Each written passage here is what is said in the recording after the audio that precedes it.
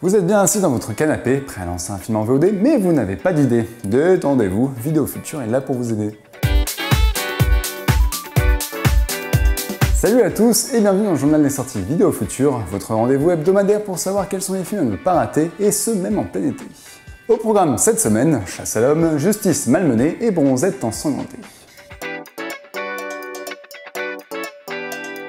Si Luc Besson revient cette semaine sur grand écran avec le blockbuster Lucy, il ne faut pas oublier ses débuts, et c'est donc l'occasion de revenir sur son deuxième film Subway, un drôle de long métrage dans lequel Christophe Lambert et Isabelle Adjani jouent au chat et à la souris dans le métro parisien suite à un vol de documents important.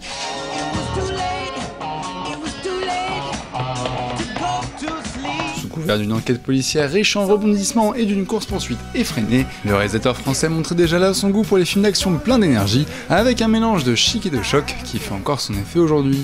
Chasse à l'homme toujours, mais ici dans les grandes instances politiques anglaises avec Close Circuit, dans lequel on suit le procès d'un ouvrier turc peu après un attentat terroriste meurtrier. Eric Bana et Rebecca Hall jouent les avocats en charge de l'accusation, avec des documents classés secret défense en guise de preuve. Ce que la justice ne sait pas, c'est qu'ils ont été amants par le passé, et tout ça pourrait bien mettre l'enquête en péril, surtout quand celle-ci est loin d'être close. Il paraît que vous prenez sa suite pour l'attentat du marché. C'est un sacré défi.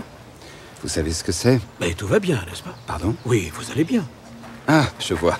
Bien dans ma tête. C'est une bonne question. Intrigue à tiroirs multiples et tensions au cordeau sont au programme de ce film sur le terrorisme en Europe, dont l'actualité peut faire froid dans le dos.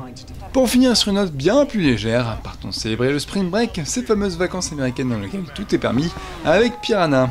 Comme l'indique le titre, la fête va être de courte durée, puisqu'une faille sismique va libérer des piranhas préhistoriques qui vont se faire un plaisir de goûter au bimbo en bikini et autres surfeurs bodybuildés.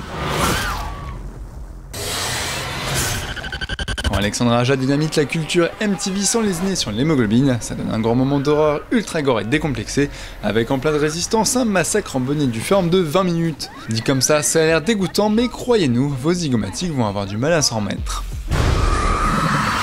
Quand on vous dit grand divertissement, vous imaginez sans doute qu'il est question d'un gros film américain. Ce serait oublier que désormais, un blockbuster peut se faire aux quatre coins de la planète, comme le prouve notre coup de cœur de la semaine, le génial Détective D. Alors que le deuxième volet, La légende du dragon des mers, sort cette semaine au cinéma et qu'on vous le conseille chaudement, il aurait été impensable de ne pas revenir sur le premier opus de la saga Détective D, j'ai nommé Le mystère de la flamme fantôme. Orchestré par Tsui Hark, considéré par beaucoup comme le Spielberg chinois, cette adaptation d'une série de romans célèbres en Asie met en scène un détective à la Sherlock Holmes en pleine dynastie Tang. Un homme sorti des prisons impériales Si vous le libérez, vous ne ferez qu'encourager vos adversaires. est chargé de protéger le royaume.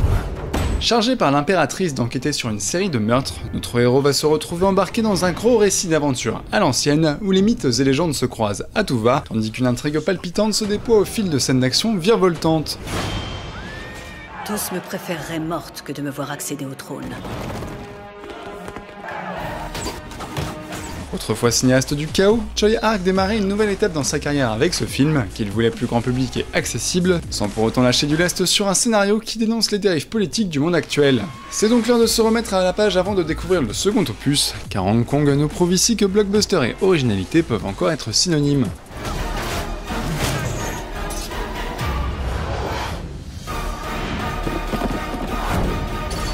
Voilà, le journal des sorties vidéo futures c'est terminé pour cette semaine et on en profite pour vous signaler un mois d'août 100% cowboy sur Paramount Channel où les westerns de légende n'attendent plus que vous. Alors n'hésitez pas à donner vos avis sur les films grâce à notre page Facebook et à très bientôt pour de nouvelles aventures.